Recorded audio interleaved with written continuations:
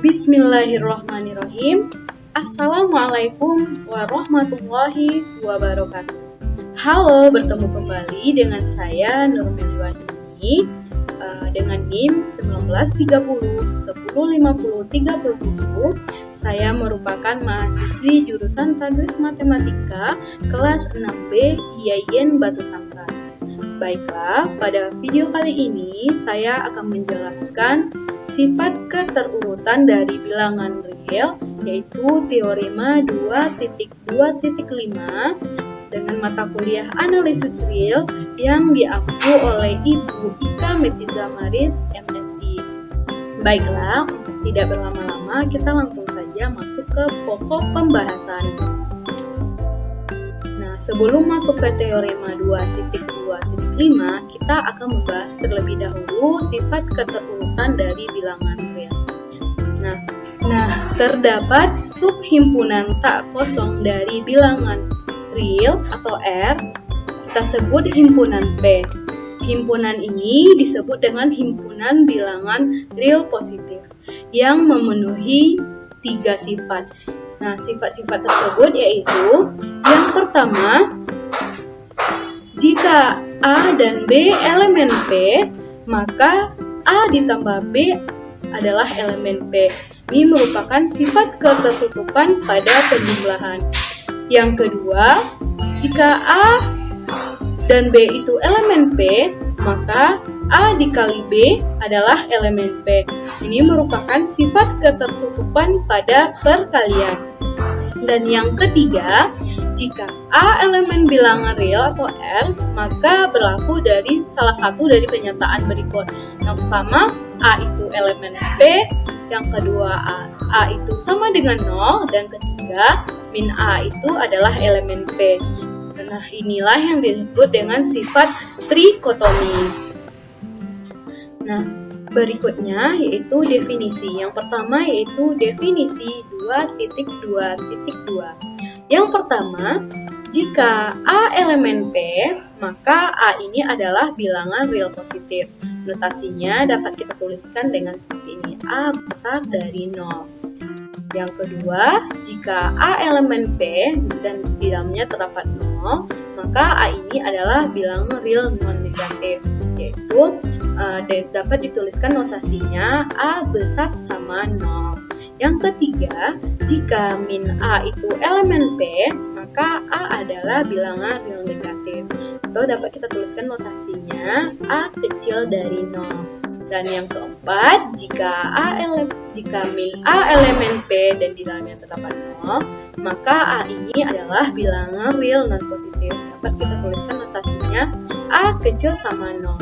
Nah, selanjutnya kita akan memperkenalkan gagasan pertidaksamaan antara elemen di R dengan P ini adalah himpunan elemen positif. Berikutnya yaitu definisi 2.2.3, di mana di sini kita misalkan A dan B ini elemen real, maka yang pertama A dikurang B itu elemen P. Dapat kita tulis dengan A itu besar dari B atau B itu kecil dari A. Yang kedua, A dikurang B elemen P dan di dalamnya terdapat 0. Dapat kita tulis dengan A besar sama B atau B itu kecil sama A.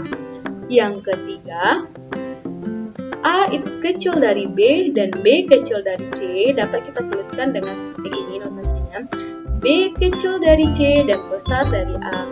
Yang keempat, jika A kecil sama B dan B itu kecil sama C, dapat kita tulis dengan seperti ini, B itu kecil sama C dan besar sama A. Dan yang terakhir atau yang kelima, A kecil sama B dan B itu kecil dari D, dapat kita tulis seperti ini, B itu kecil dari D dan besar sama dengan A. Nah, berikutnya kita langsung saja masuk ke teorema 2.2.5, di mana di teorema ini menyatakan yang pertama, jika A elemen bilangan real dan A tidak sama dengan 0, maka A kuadrat itu besar dari 0. Yang kedua, yaitu 1 itu besar dari 0. Dan yang ketiga, jika N ini adalah elemen bilangan asli, maka N ini besar dari 0. Nah, langsung saja kita buktikan teorema 2.2.5 ini. Nah, yang pertama, yaitu jika A elemen bilangan real dan A ini tidak sama dengan 0, maka A kuadrat ini sama dengan A kuadrat ini besar dari 0. Nah, untuk pembuktiannya, berdasarkan sifat trikotomi yang telah kita bahas sebelumnya, jika A tidak sama dengan 0, maka berlaku salah satu. Yang pertama yaitu A itu elemen P atau min A itu elemen P. Nah, jika A itu elemen P, maka menurut sifat ketertutupan pada perkalian, maka berlaku A dikali A itu sama dengan A kuadrat, dan itu merupakan elemen dari P.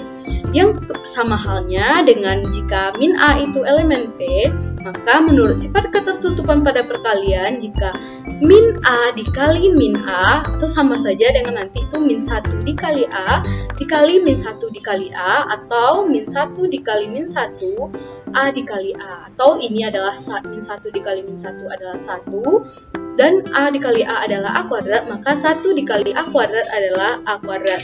Nah, akibatnya A elemen P ini, maka akibatnya A itu elemen P. Jadi, jika A tidak sama dengan 0, maka berlaku A kuadrat itu besar dari 0. Berikutnya, yang kedua, yaitu 1 itu besar dari 0. Nah, buktinya, karena 1 itu sama dengan 1 kuadrat, maka berdasarkan bagian A tadi, yaitu yang tadi ini adalah, maka diperoleh 1 itu besar dari 0. Nah, yang ketiga, yaitu jika N adalah elemen bilangan asli, maka N ini besar dari 0. Nah, untuk pembuktiannya kita menggunakan induksi matematika. Nah, di sini kita misalkan Pn ini merupakan pernyataan dengan N elemen bilangan asli atau N, maka N-nya besar dari 0. Yang pertama, untuk N-nya sama dengan 1, karena 1 itu besar dari 0, maka N elemen bilangan asli itu, kita misalkan N itu sama dengan K, maka PK itu juga benar. Dan kita misalkan PK ini benar, akan kita buktikan PK ditambah 1 juga benar.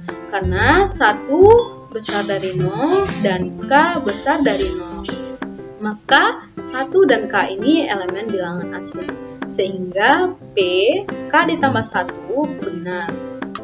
Nah, baik, demikianlah penjelasan saya pada materi hari ini. Salah dan janggal saya, maaf, saya sudahi dengan Assalamualaikum warahmatullahi wabarakatuh.